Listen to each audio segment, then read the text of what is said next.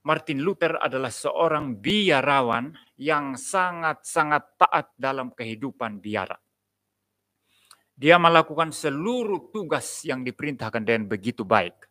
Dia juga menjalankan ritual-ritual, doa-doa, dan lain sebagainya. Dia sangat taat. Tapi di dalam ketaatannya menjalankan perintah-perintah agama pada waktu itu, dia semakin gelisah hatinya. Kok bisa ya orang taat beragama tapi gelisah hatinya? Ini sebetulnya mirip orang muda yang kaya yang diceritakan dalam Alkitab itu.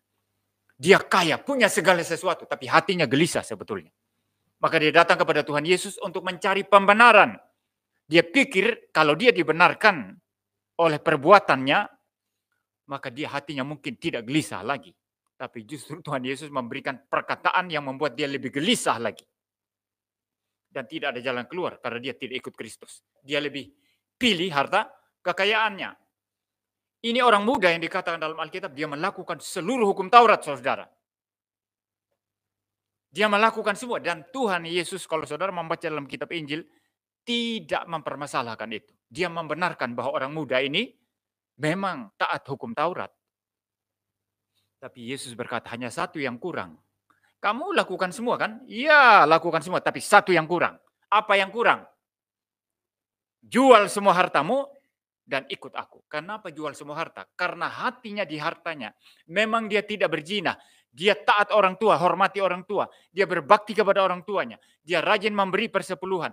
Dia rajin beribadah. Rajin berdoa. Semua dia lakukan. Tapi satu, hatinya bukan kepada Tuhan, tapi kepada hartanya. Karena hartanya begitu banyak.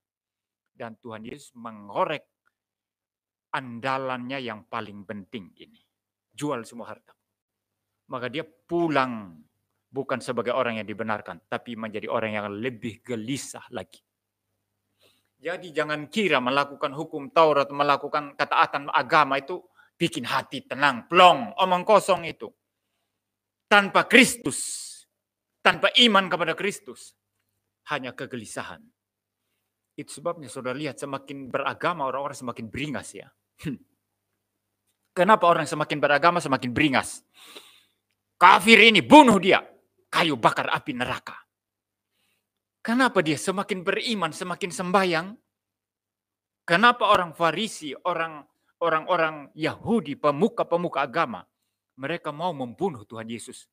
Bukankah mereka orang beragama? Harusnya orang beragama semakin bagus, semakin mengasihi, semakin peduli sesama.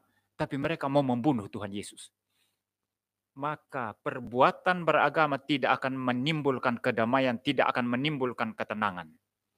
Justru kalau engkau melakukan perbuatan-perbuatan agama, engkau sembahyang, engkau amal ibadah, engkau bikin seluruh ibadah, perbuatan baik, tanpa iman kepada Kristus, semua itu sia-sia. Hanya menimbulkan ketegangan-ketegangan, lalu engkau mau bunuh orang, saudara. Ya, jadi Martin Luther mengalami itu. Kalau dia tugas membersihkan rumah atau lantai atau apa saja, dia bersih sekali. Karena dia mau taat. Tapi semakin taat, hatinya gelisah. Tidak pernah tenang. Tidak pernah tenang, saudara. Dan Luther ini jiwanya sangat unik sekali. Kalau biarawan lain itu kalau lakukan kesalahan, kalau hanya kecil saja, mereka tidak datang mengaku dosa. Dan jangan lupa ya, gereja Katolik mengaku dosa kepada siapa? Kepada Romo ya. Jadi kalau Anda berbuat dosa, Romo, aku sudah berbuat dosa hari ini, gitu ya. Ya itu bedanya dengan kita ya. Kalau kita, engkau mengaku dosa pada Tuhan langsung. The priesthood of all believers. Imamat semua orang percaya, bukan lewat pendeta ya. Waduh kacau kalau lewat pendeta ya. Datang kepada saya nanti, Pak Yanto, saya sudah berbuat dosa, kaget saya loh. Jadi tahu semua rahasia dosanya kan gitu ya. Waduh saya enggak mau saudara, saya juga enggak mau saudara ya. Mungkin banyak pendeta lain ya mungkin nanti bahan cerita-cerita. Kalau saya waduh malah pusing ya. Daripada otak saya penuh dengan hal-hal kayak gitu, mending enggak usah. Saudara langsung berdoa kepada Tuhan. Bayangkan Luther itu saudara, Kalau biarawan lain itu kalau hanya kesalahan kecil mereka abaikan aja. Tapi Luther, kesalahan kecil aja dia mesti datang kepada Romo. Jadi setiap hari, tiap kali melakukan kesalahan, dia datang kepada Romo dan mengaku dosa. Sampai Romonya itu saudara marah kepada Luther. Luther, hari ini kamu sudah berkali-kali mengaku dosa. Pergi. Kalau hari ini kamu tidak bunuh orang, jangan datang ke sini. Paham ya? Kalau dosamu bukan bunuh orang, gak usah datang ke sini. Cuma dosa sepele-sepele, gak usah. Gitu ya. Jadi Luther ini saudara bergumul. Dia semakin melakukan yang dianggap kebaikan, dianggap beragama, dianggap beramal perbuatan baik, semakin gelisah hatinya. Lalu suatu saat, dia membaca Roma yang kita baca tadi itu saudara. Pasal yang pertama. Ya, ayatnya yang ke-17. Di situ mata rohani Luther dicelikkan. Ya mungkin saya baca dari ayat 16, saya baca ulang ya.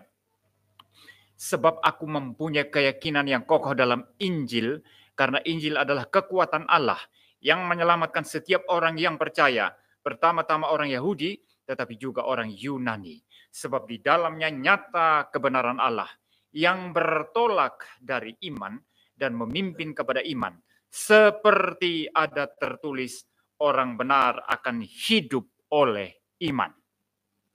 Begitu membaca ini, dia mendapat pencerahan yang luar biasa. Lalu dia mulai berpikir, ternyata perbuatan saya sia-sia semuanya. Ini yang menyebabkan saya gelisah.